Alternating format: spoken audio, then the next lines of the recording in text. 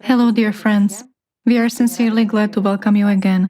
And today we are going to talk to the esteemed Igor Mikhailovich Danilov. Greetings. Igor Mikhailovich, in our videos you emphasized how important it is for a person to understand who he is, that he should ask the questions who is he and where is he in every here and now, as often as possible during the day, because the question who am I is fundamental for every person.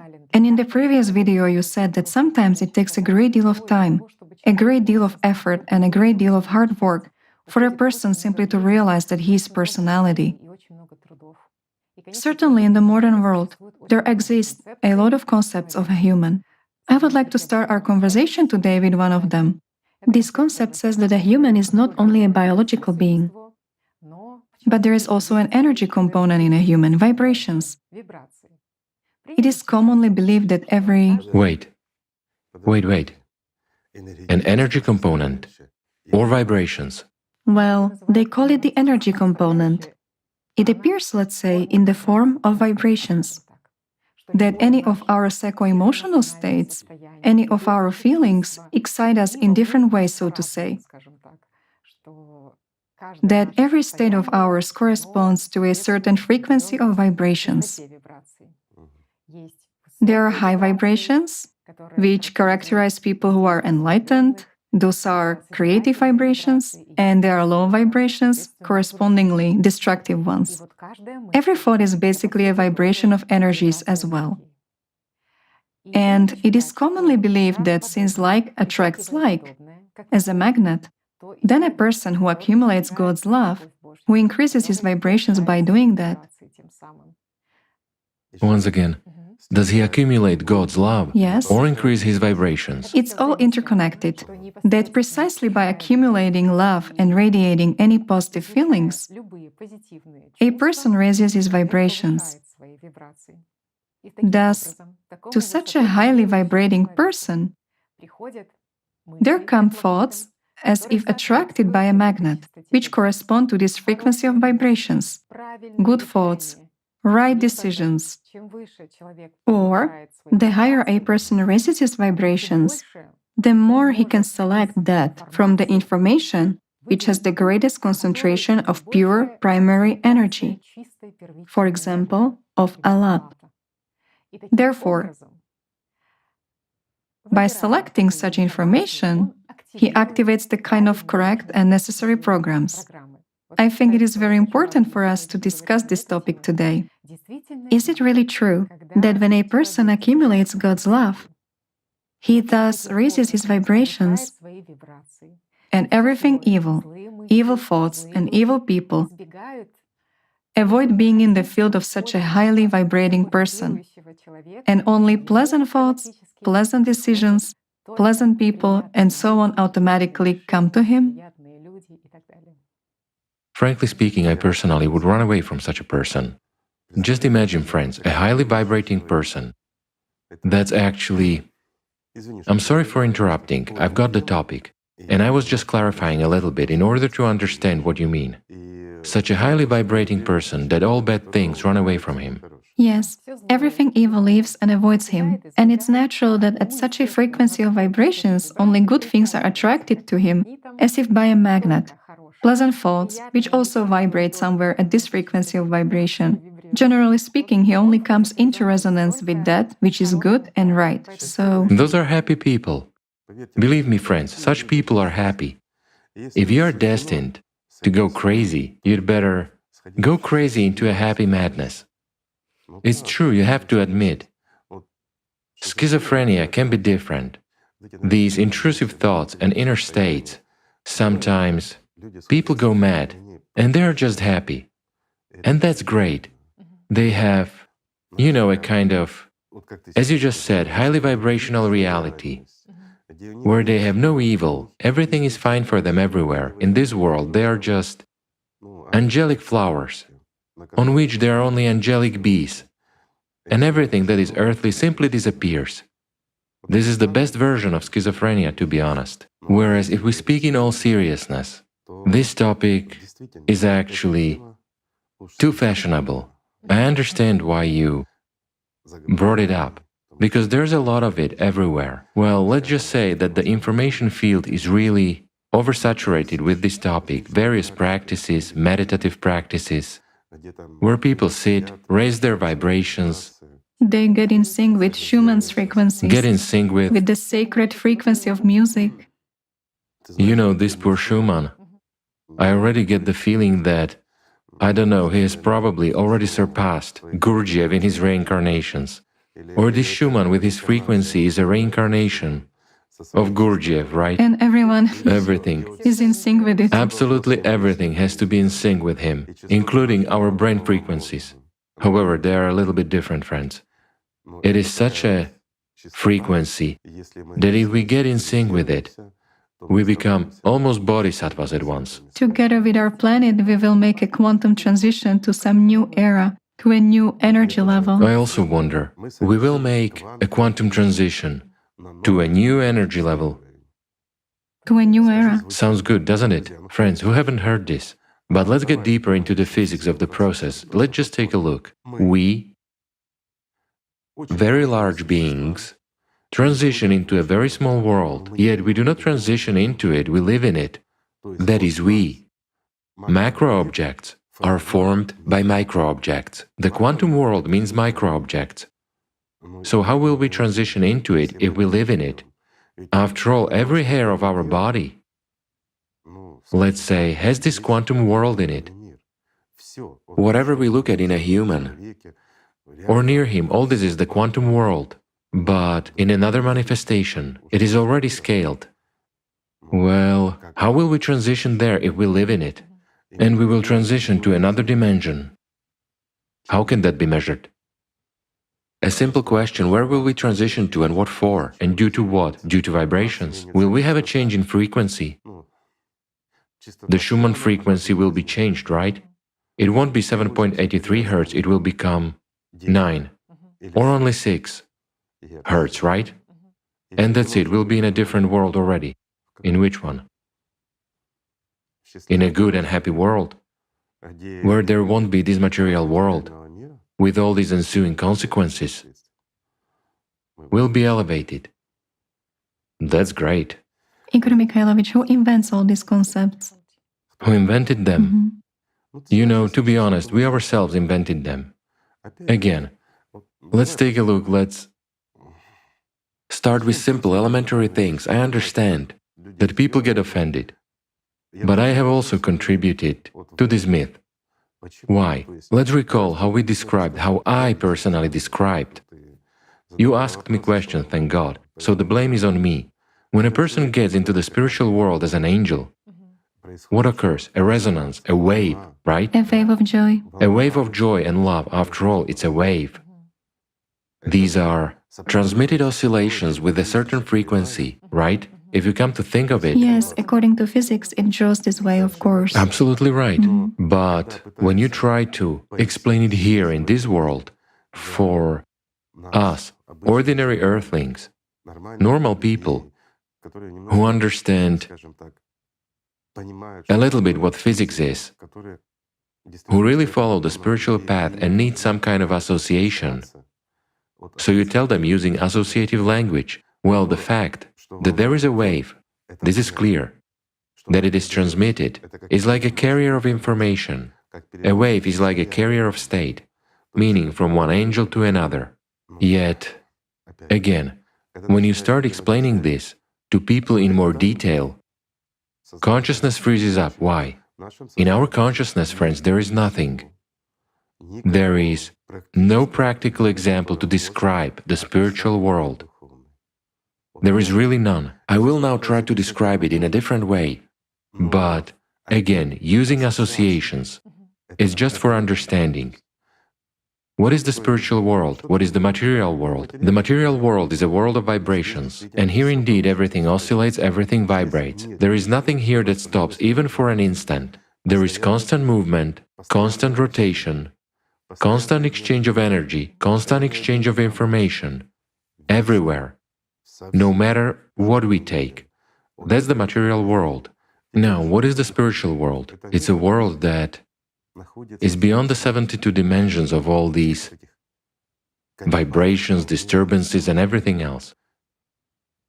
In our understanding, if we are going to compare the worlds, here there is a constant movement, while there it is static. We've talked about this. The spiritual world is static. Practitioners, those who really experience God's love, indeed, as well as holy fathers, who achieved this throughout human history, and our prophets, all of them spoke of this. It's total peace, peace in love and joy. It is the highest pleasure, yet it is absolute stability. It's a stable light. When they describe, you've just said it correctly, when they describe what is it like and how to see it, firstly, the perception of it is completely different. But what are we used to perceiving this world with? Again, With our sense organs. with our sense organs, right? With our eyesight, we see this world. Images. It means there is a play of shadows here. Well, there are no shadows there. There is a constant, static light there. Right? That's what we are talking about. I mean, if there is an absolute static, it means there is no dynamics there. A wave cannot move there. It cannot transition, but at the same time, here again, speaking our language, information is actually transmitted. There is perception through feelings, and our every... There is action. Of course, there are many more actions there than in this world. That's the paradox. And we do not perceive this paradox just like we do not perceive quantum physics. Again, where is a person when he gets into the spiritual world? As an angel, he comes into the spiritual world. So where is he? At what point? Yes, in what position? You have voiced it right now. In what position? In superposition. This is again, if we speak the language of quantum mechanics. In other words, there is not a single local point where a human, as an angel, can be in the spiritual world. Why? He can be wherever he needs. But at the same time, he is not at any local point. This is a superposition. Well, thank God this is described, and we can give an associative example of it. You see, again, is that an association? It's an association. But we are unable to perceive with our consciousness what the boundless and eternal world is. We cannot perceive the absence of fluidity of time. Why? There is no speed, there is no movement. Whereas our world is dynamic.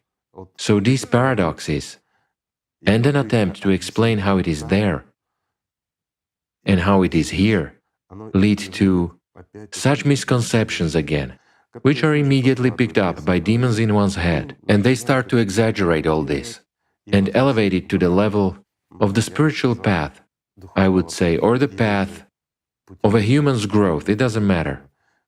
Let's put it so in the aspect of power, meaning in magic, or something else. The main thing is to achieve certain goals. And the highest point is precisely the state of achieving subtle vibrations. Why not coarse ones? Because that's where a division takes place, right? We are all inferior beings.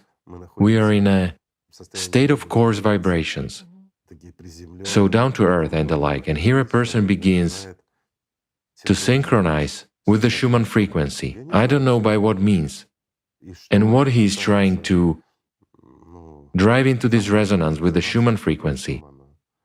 What, his heartbeat? Excuse me, this will result in malfunctions, cardiac problems will begin. A heart is taboo in general, you cannot use it in autogenic training.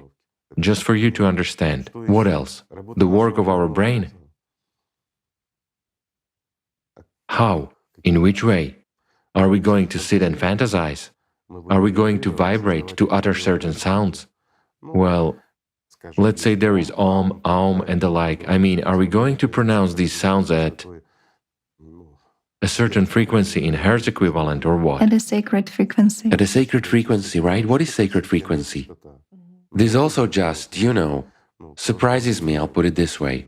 It is easy to grow spiritually Very easy. when you've listened to music at a certain frequency and your memories of the past have been neutralized, or at a frequency that allows you to cultivate feelings of love and harmony in yourself. Wait, Or the pineal gland is somehow activated and the crown chakra opens in you. well, crown chakras have opened in all of us in the last 2 years. Hardly has anyone been lucky enough, so to say, and without any frequency. But if we look at this without joking, it's an extremely serious issue. Why? Because people became lost in this, and they firmly believe in this. If we look, our whole body indeed has certain oscillations. That is, every cell has its own vibration, starting from our epidermis and up to our bone structures. There are synchronized oscillations, depending on the organs, and let's look at the general oscillations of our organs, okay? I mean, they still produce these oscillations and these high-frequency disturbances. Yes, let's put it in a civilized manner. It is sort of a high-frequency exchange of information with others, right? But if we consider our heart has a certain frequency, our kidneys work at a completely different frequency, And our blood vessels work at yet another completely different one. By means of what are we supposed to be synchronized, or what are we supposed to accelerate or to drive into this kind of high frequency? And again, the higher the oscillations, I mean, we move from hertz and switch to kilohertz. Is that the point? Will awakening come to us then, or what? You know, now I come to the following understanding. I sit down, let it be in the half lotus position, and I synchronize the epidermis from my left heel at a high frequency with the adrenal gland of my right kidney, okay? Thanks to that, my pineal gland gets activated, my third eye opens, and that's it, the world changes. And now I vibrate at such a height or at such a speed, right? and here's a question, who am I? Who will vibrate? Consciousness? Thoughts or me as personality? Yet, there is a certain point here. Our personality really has certain oscillations. In other words, the soul is static, the light is stable and constant, it is there. So even when an accumulation of love occurs, it occurs with the power of will, and there are oscillating moments there. This is energy, this is real energy that really exists. Fractions. Yes, it's a lower fraction, whereas Allat is stable. It cannot oscillate. And as we already said, it is exactly a play of light in the darkness that begets this entire universe. And these very shadows, not the light, but the shadows which form due to the manifestation of light here, create these oscillations. Well, now we have sort of delved very deep into this. Then there are the ones that create. What do they create? Primary energies, right? In other words, we leave out information, that's a closed subject. Let's say primary energies. Primary energies are nothing but those very waves, elastic waves, power waves, which by joining together form what? They form quantum states, the quantum world. Well, I've already skipped over one point, never mind. So there is the quantum world. We have come up to it. Everything vibrates, everything pulsates, everything is at certain frequencies, with mutual exchanges, no matter at what speed or with no speed at all. But there is constant motion, there are constant oscillations. What do we know about the quantum world? That it is some kind of a chaos Well, that's what they tell which us. scientists cannot describe so far. They tell us that it is absolute chaos which violates the laws of physics. Whoever you ask, what is the quantum world? It's entangled particles. Wait, friends. Is that where the quantum world actually ends? A simple question, I just wonder. After all, there is a lack of understanding of what the quantum world is. First of all, it's absolutely ordered, there is no chaos in it. Strict laws work there, definitely.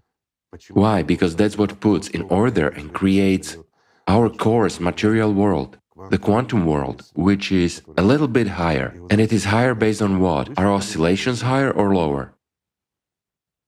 At what frequencies of how many hertz does an oscillation occur in the quantum world and here, in our ordinary macro world? What are we supposed to be synchronized on with what? What frequency should we choose and by means of what in order for enlightenment to come, right? As I already said, I need to increase the frequency of the keratinized epidermis from my left heel so that it would synchronize with the work of my pineal gland and then to raise both of them even higher, to transfer them already into hertz states or rather into kilohertz states of oscillations. And that's where a miracle would happen. Just tell me, friends, well, this is wonderful, this is fine and splendid, You don't have to do anything, you don't have to endeavor. Just sit, vibrate, and everything will come by itself. So for me, Satan can come up with anything in order not to let people into heaven. And do you know what is interesting? Demons, real demons in people's heads, easily and simply pick up this misinformation. There is no other way to call it. So everyone says we do feel, we vibrate, we feel each other, these are oscillations, and so on. Yes, we feel. When our bodies are touching, we can be in a single energy space, and in this case there is really a wave transmission, let's say, of at least elementary heat, right? Or reflected light, and many other things. What is our voice? It is also A wave. a frequency, yes, a wave and all that. That's where there is an oscillation and transmission of information. Well, and our perception is again a transition of a certain kind of energy into something completely different that we can ultimately perceive. And just look, our auditory apparatus, which is connected to the neural group of our brain, is eventually processed by our primary consciousness, and it reaches us as personality already as a fact and in a general form. Thus we perceive and understand, and we choose what to respond with. Yet sometimes, if we look at this honestly, we talk, and we ourselves do not even understand what we say, why and how. As soon as you start thinking about the process of what you say and how you say it, an inhibition immediately arises in you. Why? In such a case, who voices ready-made texts and understandings instead of you? For instance, people are sitting, boasting, reciting poems, they know something and so on, especially when you look at some presenters. They are smart and competent people, they express themselves beautifully and so on. And how do all of us perceive them? As wonderful people, intelligent and competent ones. But if we look at the work of their brain, what takes place? Certain oscillations, right? These oscillations are transmitted from our secondary consciousness to our primary consciousness, or images are generated and so on. Thus, there is no consciousness in our brain. The brain is also used as a tool that generates images and the like, but it is actually thanks to the neural group that we speak. Information is transmitted. The question is from whom? If at this time a humanist personality says, wow, it's incredible how I'm talking and what I'm talking about, right? He is surprised and he doesn't know what he will say in the next second. That's the paradox. Monitor yourselves, friends. When you communicate, when you talk, you don't know what you're going to say 2 hours from now, let alone other things. And here's a question, if that's the case, who is dictating? Who is speaking? When we prepare certain texts or speeches, when we get ready to speak at a conference, and again we voice the text we have memorized in a memorized manner, right? Who voices it, yes? Well, if something is memorized, that's clear. It is memory, it is consciousness. Everything's clear in this case, isn't it? But when we just enter into a dialogue with our colleagues at work, whatever, as a matter of fact, we don't even know what we will Say in the next minute. say, literally in the next word or in the next sentence.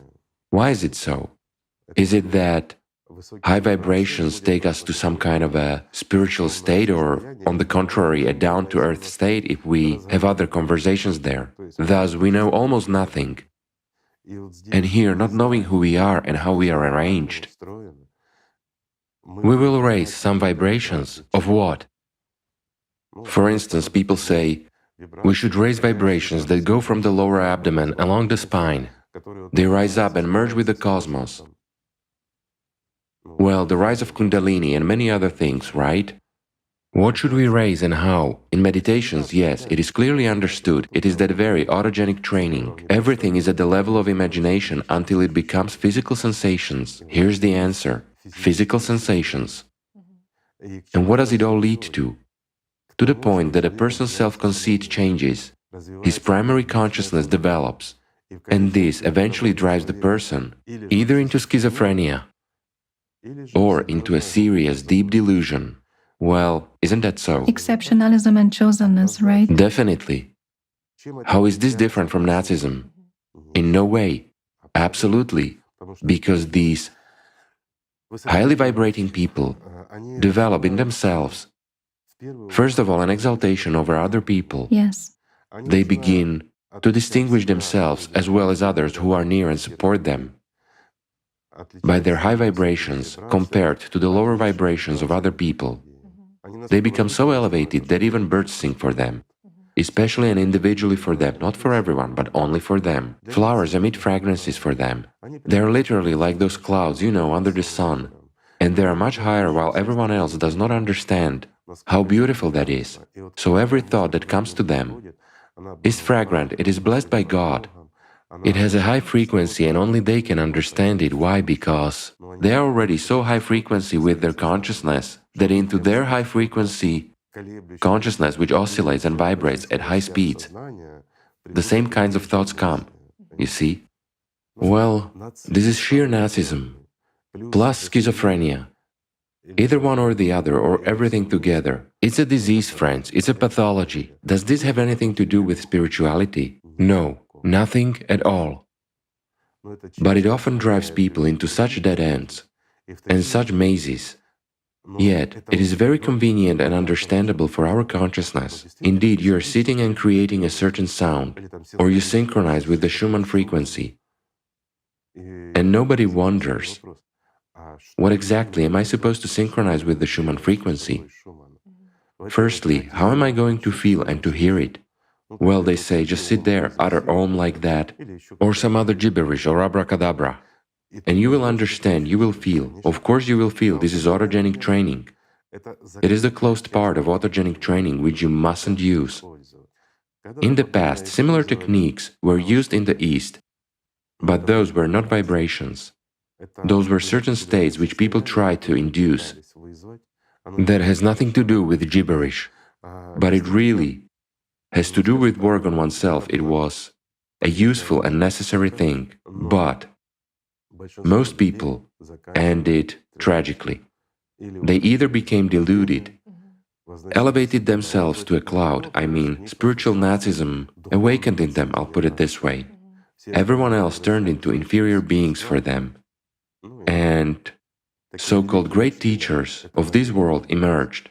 This is really true, and it's a scary thing. That's the key point, Igor Mikhailovich, regarding this very hierarchy. After all, such a ranking of people between highly vibrating and lowly vibrating enables consciousness to draw images, right? What is the difference? What is the difference between a lowly vibrating person and a highly vibrating one? Fantasies. Everything that is unhealthy, unlucky, Yes. sort of filthy, all that is low vibrational. Yes. Whereas everything he says sounds like a song. A person is lucky throughout life. People around simply adore him and everything is fine around him. He wouldn't say a rude word. You wouldn't hear any harsh speeches from him. I don't know, he's in harmony with nature. All this is... Also, they don't need meat. Right, they don't need meat. They're not burdened. Why? It grounds them. Yes, exactly. Because those are inferior animals. And that's how, in fact, an idea comes into people's lives of what a spiritual person should be like, what he should look like, what his speech should be like, what his tone should be like, and what his way of life should be. I mean, this is the key point that enters the life of everyone who embarks on the spiritual path. The way a saint's supposed to be. Yes, exactly. And people immediately begin to think of themselves as saints, the way their imagination draws it for them. That's right. Ask anyone, what should a saint be like? In their imagination, yes. What was Buddha like? What was Jesus Christ like? What was the best of people, the Prophet Muhammad like? Our consciousness exactly describes them the way you say. That they didn't say a rude word, not even a word, they didn't have a rude thought. All of them were high frequency, absolutely pure and transparent. While in reality they were devoted to God, they loved Him very much, indeed, and they knew the truth. Well, we will get to it a little bit later. So what were they like in their lives? Buddha could even hit one with a stick, and sometimes he was quite rude and indiscriminate in expressing his thoughts towards others, those who were highly vibrating bugs that bothered him. So he would sometimes drive them away. That's what Gautama was like in reality. But at the same time, he shared something else with those who wanted it. What was Jesus Christ like? Nowadays we are being told, well, you know, also in that kind of highly vibrating manner. Gentle and humble. Well, he was indeed gentle and humble. Yes. With the respect to the Lord God. And with respect to this world. And he knew this world perfectly well. He knew very well what this world is worth. However, was he rude in words? Sometimes he was. And not just in words. As for the Prophet Muhammad, the best of people, I don't even say what he did. Sometimes he even grabbed a sword. But he was a person who loved other people very much, and he showed by his own example what a human should be like. But this absolutely doesn't fit, this very image of a sanctimonious person that our consciousness draws. And why does it draw such images? In order to tear off masks, in order to bring you to some highly vibrating level so that you aspire to it. Isn't this true? Yes, exactly. It confuses people and deludes them by removing reality in the literal sense of the word. Well, what is the spiritual path? Let's just put it simply. As a matter of fact, the spiritual path is exactly the attainment of truth and understanding of this world. That's the point. The world which is mired, let's say, in low frequencies, such inferior oscillations. And in this low frequency vibrational process, you are like, I'll just say, like a maggot in muck. This is really so. And it doesn't matter whether you are a maggot in muck, or a larva, or a caterpillar on a beautiful flower that eats the nectar of that flower. This world is no different for you, no matter who you are. It's a coarse material world where there is plenty of fear, unpredictability, problems, and most importantly, coarse oscillations, so to say. A world where everyone eats each other and turns each other into this muck. Generally speaking, this entire world is woven of muck. It is not woven of God's love. This has to be understood. It is woven of recycling of the lower fraction of that very vril, of its total disintegration. And out of this disintegration of vril, that is why they chase after vril. This whole world is created. In reality, it is worse than muck. Yet we call this world beautiful and wonderful. It can become beautiful and wonderful for people only when there is not just the creative society. The creative society is just a transition period to the ideal society. So when there is the ideal society where the prevailing majority of people will live by the spiritual world and similar to the spiritual world, and will not compete with each other in oscillations, but will share love with one another, when people will live by perception through feelings, that's when this world can change. As for the fact that nowadays this world is really coarse material, with lots of problems and everything else, and so that flowers would emit fragrance around you here when you mature spiritually, this is a direct indication. My friends, I'm saying it once again, it's a direct indication that those people are ruled by Shaitan. He has deluded them and led them along the wrong path.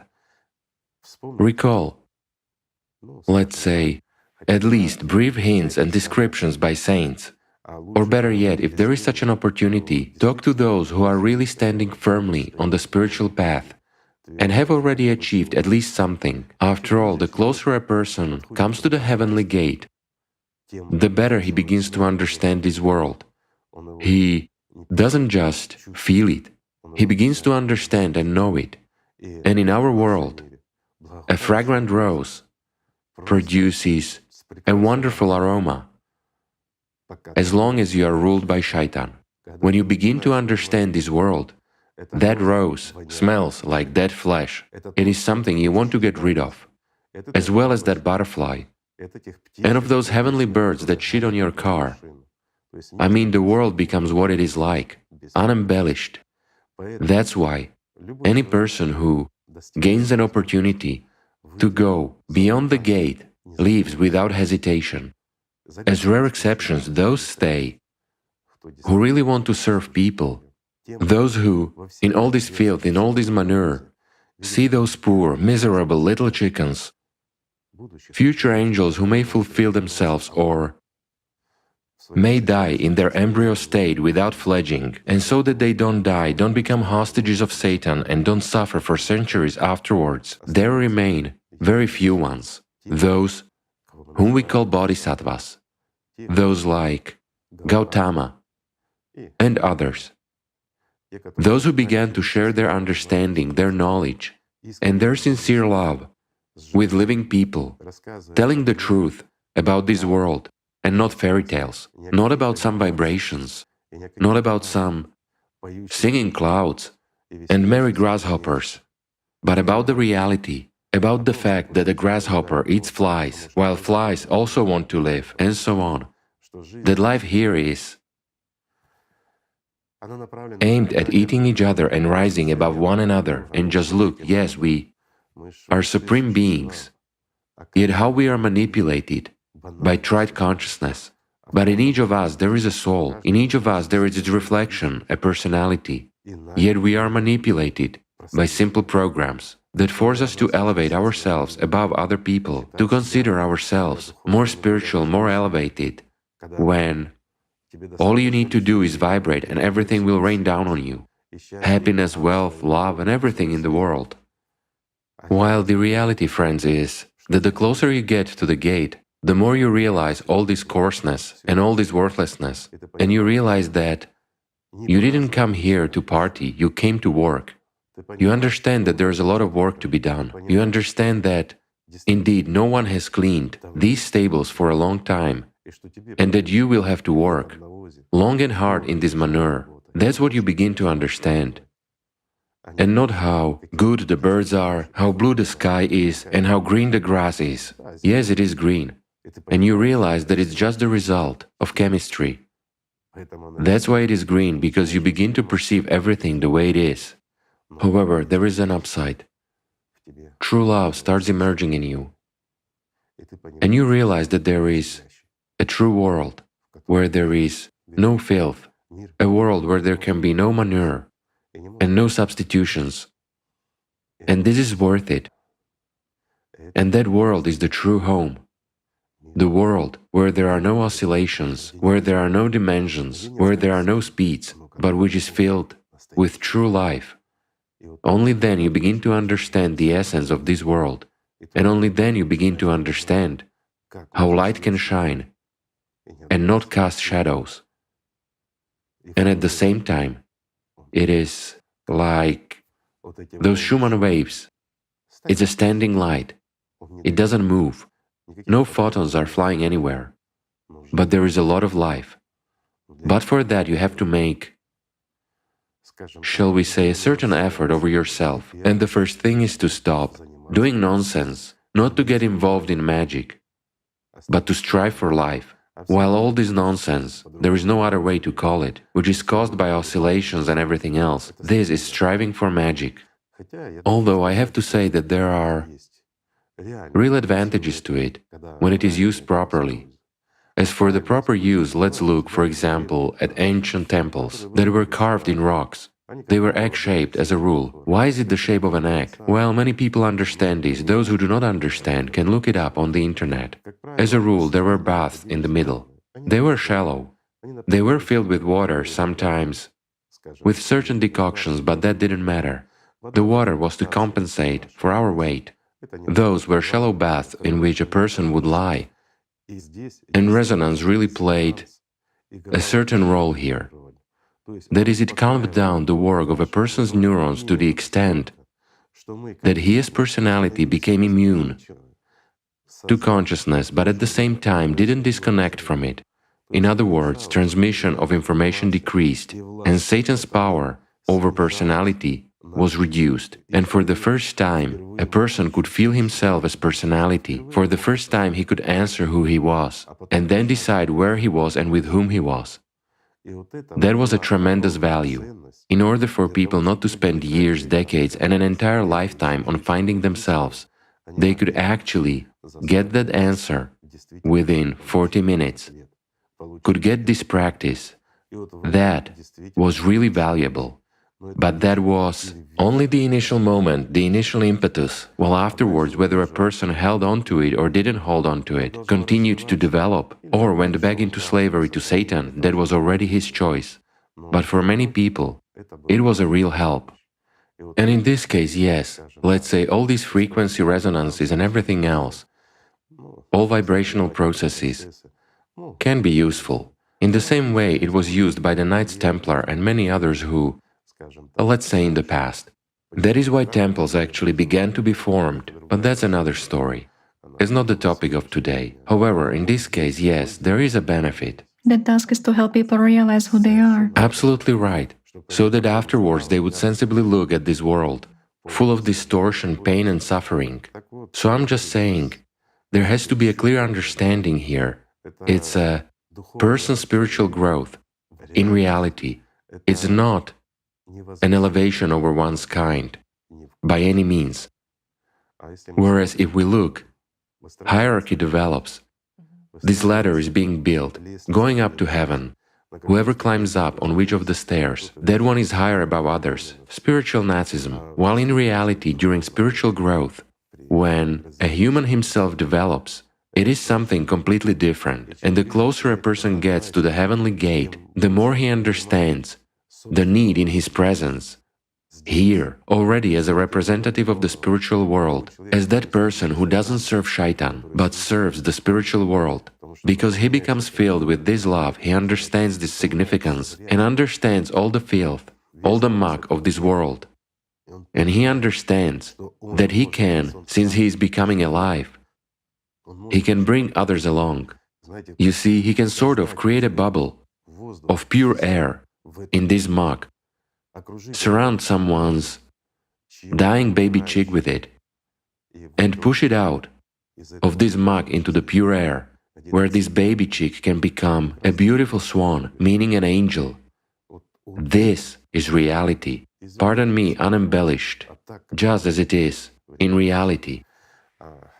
Otherwise, consciousness drives people into stupidity, that the more spiritual you become, the easier it will be for you to live and the more Satan will serve you, while in fact, to the last moment he will chase you in order to hit you. As soon as you slack off, you'll be hit, no matter who you are, because he is the prince of this world. And it's exactly for him that this entire beauty and creation of illusions and mirages exist here, which we are supposed to admire. There is a tried and simple lack of understanding by people, but you can see how it changes the emphasis. And perhaps the scariest thing is that the devil is so cunning and he really creates substitutions for people. A person strives for the spiritual world, he strives for God, and then some practice or some idea comes to him, he looks and listens somewhere, and it resonates in him.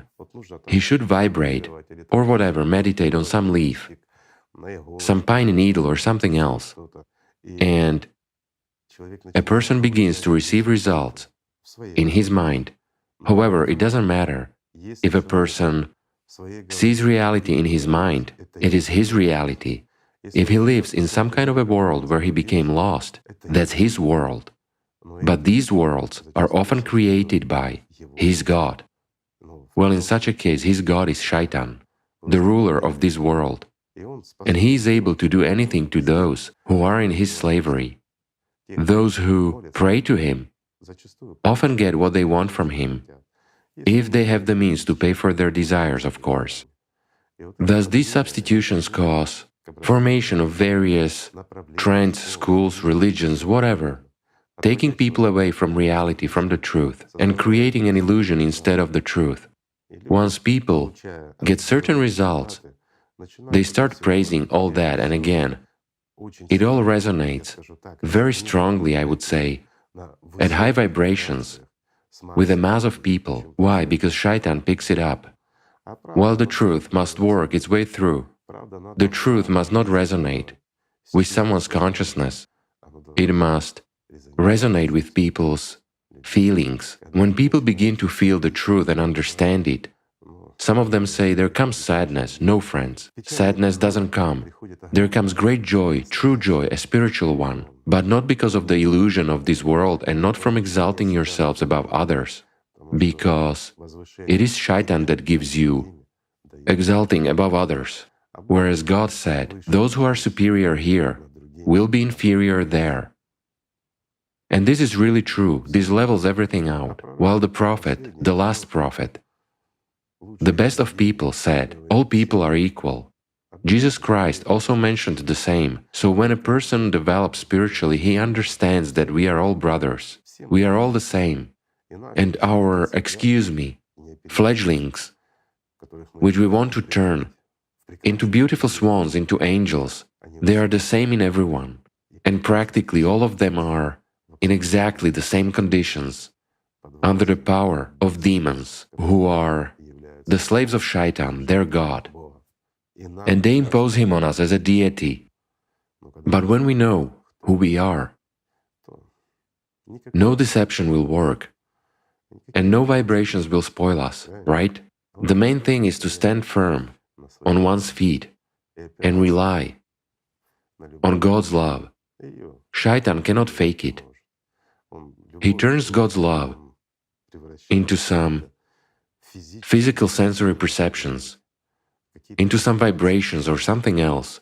Although when Allat manifests itself, there certainly appear various physical oscillations in the body as well as vibrations and joy. We've already mentioned that. And no matter how you twist it, our body begins to produce even entire cocktails of hormones to somehow justify this surge, to compensate for it. Well, such things happen. But sorry, this doesn't happen at the first steps. It happens when a person already really works on himself and comes into contact with true Allat, with true God's love.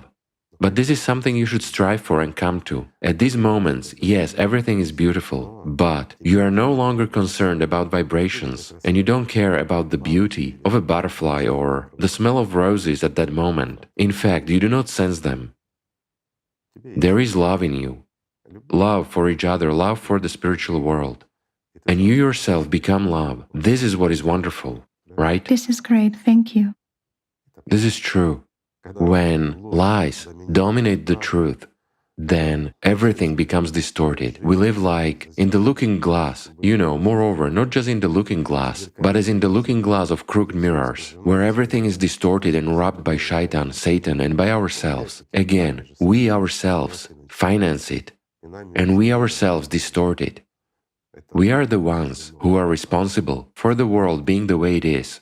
We won't be able to fix this, even in the creative society, but we will be able to improve it in the ideal society. Why? Because the ideal society differs from the consumer society and even from the creative society by the fact that it is not Shaitan who dominates there, but it's a human spirit that prevails. That's the difference. Life prevails. Of course, and it prevails already over death.